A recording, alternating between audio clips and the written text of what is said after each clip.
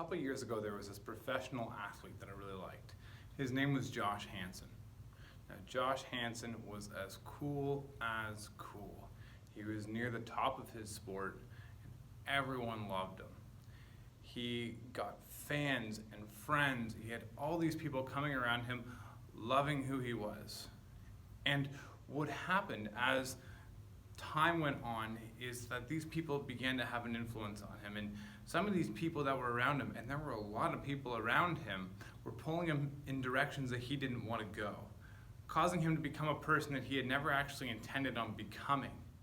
And it's easy to be critical of him, but this is a desire that so many of us have. So many of us have that desire inside of us to be popular, or if not that, then to be accepted. And all of this causes us to ask two questions. First, is more always better? Is it always better to have more friends? And second, are you being true to you? Now, to start it off, is more always better? Is it always better to have more friends? Almost everyone you ask who has some experience in this will say no. I'll be talking a little bit more about a study from the Mayo Clinic, but what they found is the same thing that I've been thinking for years now. It's really quality over quantity. Because if we break it down, what do we really want out of a relationship? We want to be understood. We want to be heard. We want to be accepted for who we are. We want to be able to have some good times together. We want to laugh together. Because here's the thing, and this is what I'm basing this whole video on, because you become the average of the 6 people that you hang around with the most. So with this professional athlete by the name of Josh Hansen, he had this quote years later that I really, really appreciate. He said, "I've learned the hard way that I'd rather have 4 quarters than 100 pennies." Meaning he would rather have 4 excellent friends that have been very carefully selected than he would have 100 people that just are. Now, Josh shows a lot of wisdom in what he's saying with this, because you really do become the 6 people that you hang around with the most, or in his case, the 4. This is true for socioeconomic status. It's true for the books that you read. It's true for the foods that you eat. It's true for the jokes that you think are funny. It's true for the sports that you enjoy, the hobbies that you enjoy, the clothes that you wear, the amount of times a month that you attend church, your prayer life. This is true for your mental health status, because effectively what your group of friends determine is your established norm. A very wise man from a long time ago, Paul of Tarsus, wrote in 1 Corinthians 15:33, "Do not be fooled. Bad company corrupts good character." And it does. It may not happen today, it may not happen a month from now, but bad company always corrupts good character. It is an inevitability. So we have to be careful not to have toxic people in our lives. There is this amazing study that came out decades ago, but I am still floored by it. It's called the ASH study. So what they did in the ASH study was they got 5 or 6 people in a room. Most of them were actors. All of them except for one was an actor. And they wanted to see what this one person would do. So they have a graph that has all different length lines on it. And they say, which line is the longest? And so the people would vote. Now, the person who was actually being studied was 5th out of the 6 people. And so at first they're given the right answers, everything's going well. But what they do later on is they start making the people in front of them do an answer that's clearly wrong. Now here's the interesting thing. What do you think the person did? The person actually being studied? They went along with the crowd. Now what else is interesting is they didn't necessarily know that they were doing it. And when they were asked about it later, they had different answers. Some of the people felt that they were probably actually wrong, that if everyone thought one way, that they were probably wrong and they should just agree with the crowd. Other people thought, well, I understand the crowd's wrong, but why should I make a stir? I'll just settle into it. Now that's really interesting, but it's also very telling of our social situations. Whatever our established norm becomes, we have a tendency, even if we don't realize it, to start living into that way. Now the study continues, this ASH study continues, and what they did next is they made the third person, so the first, they're all actors still, but the third person is now going to say the truth, okay? Now, what difference do you think that made for the fifth person? It made a huge difference. Now they had someone breaking ground. Now they had someone being on the side of truth with them. And it was so much easier for them to tell the truth and to do the right thing because somebody was on their side. Now, even though they didn't attribute that person to why they had made the decision, the difference was striking. And here's the point. You have got to have your one. You've got to have that one person who is in your corner. You've got to have at least one friend that is going the direction you want to go. Be extremely selective with your friends, or if not, be extremely selective with your friend. See where they're at. Really take a look at where they're at and say, is that somewhere I want to be? Look at where they're heading. Look at the direction that they're heading in life. And if that's a destination that you don't want to go to, as hard as it might be, you probably need to find new friends. You've got to stay away from toxic people. People that you know are going to be toxic for you. If nothing else, I will encourage you as strongly as I can encourage you to not have them in your inner circle. There are certain people that need love and they need affection, they need attention, and that is great if you want to befriend those. I had lots of friends like that in high school that I was pouring into.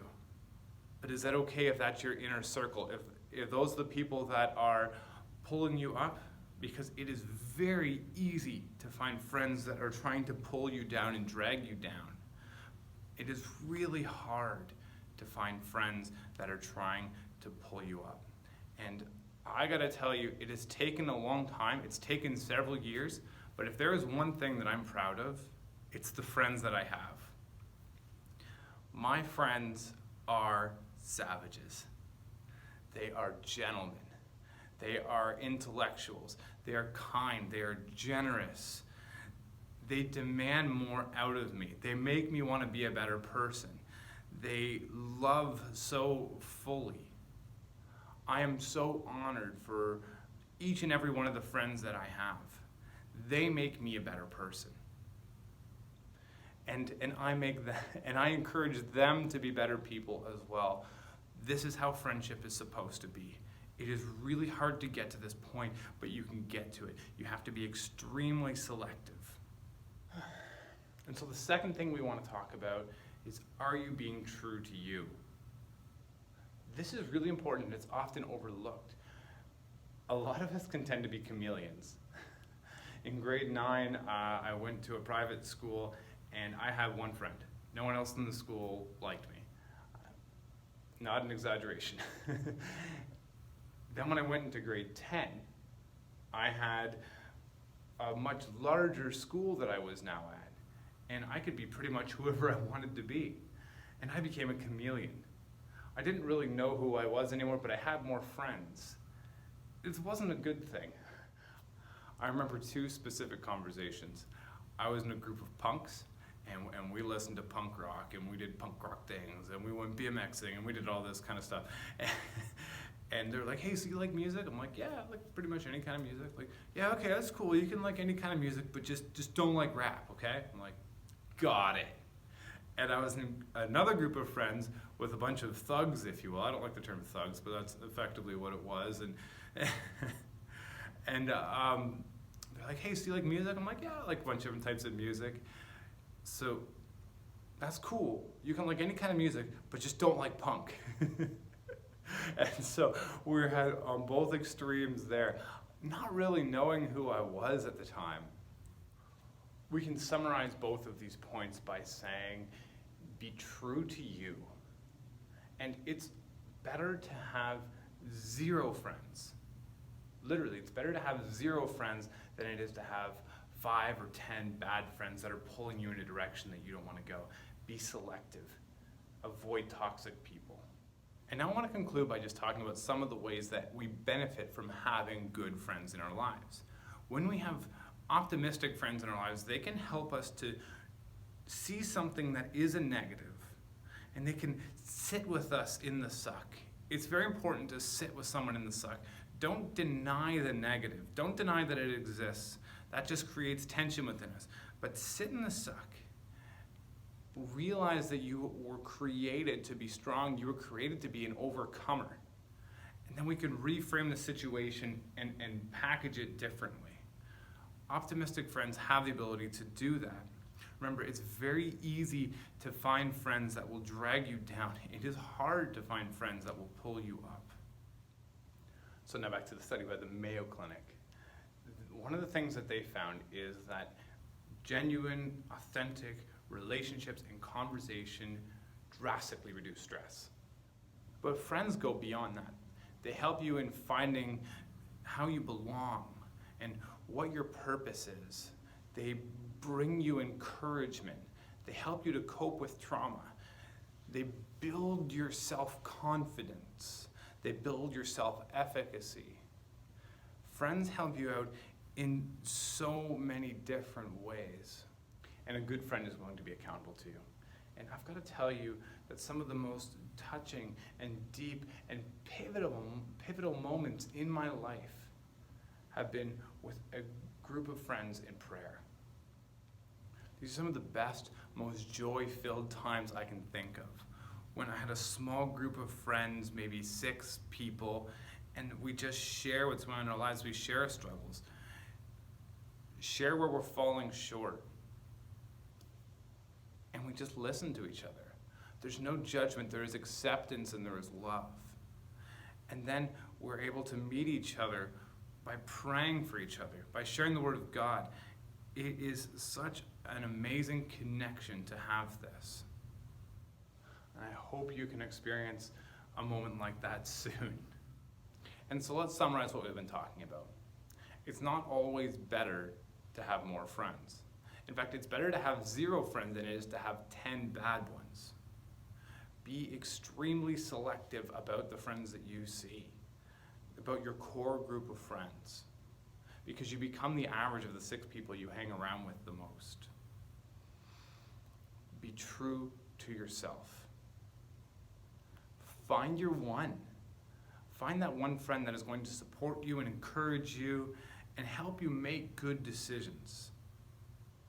Because friends really help you grow in encouragement. They can pray for you, help you become more true of who you are, help you to grow in your self-confidence, help you to understand your purpose.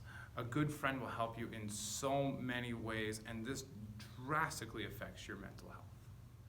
Well, thank you so much for listening to part 2 of Fighting for Mental Health during COVID-19. Look forward to next week when we get to release episode 3.